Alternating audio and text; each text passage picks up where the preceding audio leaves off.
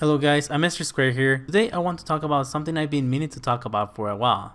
That being Xenoblade Chronicles X2.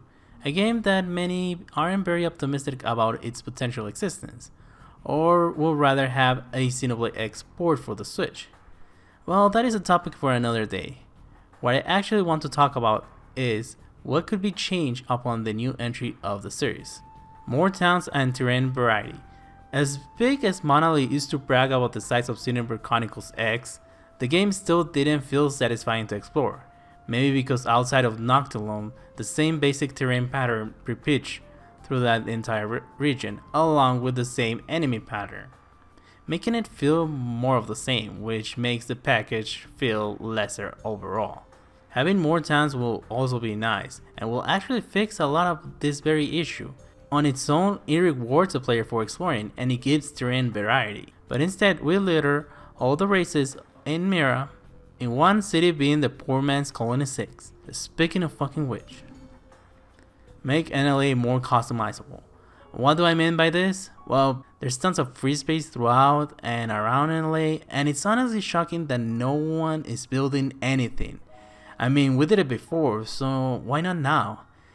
It will also be a clever way to introduce certain quests and scenarios instead of locking them behind stupid level gaps. Better executed progression. You see, having the player grinding is less time of the player playing the game and doing basic work in his free time.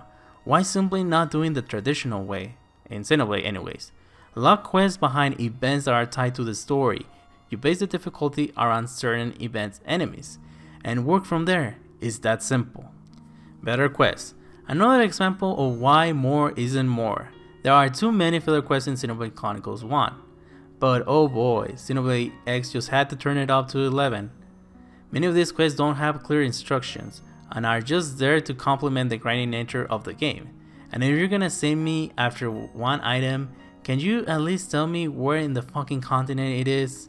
You know, because the game is as big as you so presume, it will really help, just saying. Rebalance the scales. There is no reason to ever walk on foot over using a scale, not at all.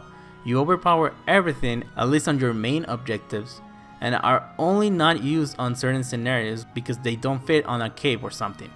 There needs to be some drawback. Maybe they have it hard at times hitting smaller enemies. Maybe there's a power up when you inject the scale mid battle, like how changing characters in Torna gives you extra health. You know, just give us some incentive, please, to make me walk on foot again. Improve teamwork / AI.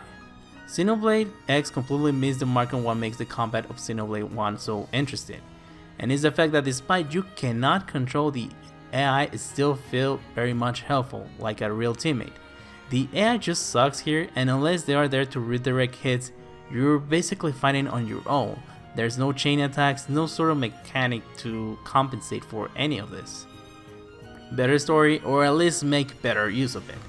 Listen, the story doesn't have to be perfect, it doesn't have to be amazing, but it has to be a bit more compelling. It shouldn't leave such details such as Mira being alive, or L in general just be completely unexplored. And also, the affinity missions are not an excuse to not explore your characters in the story. Persona 5 may not be a great game, but at least it gave its cast solid introductions, and some incentive is better than no incentive.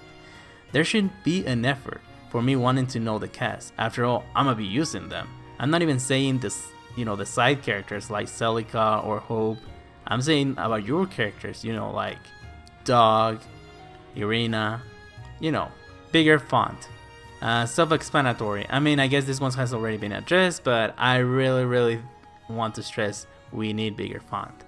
I don't care if it matches the aesthetic, it hurts my ass, and that also hurts the aesthetic for me, okay?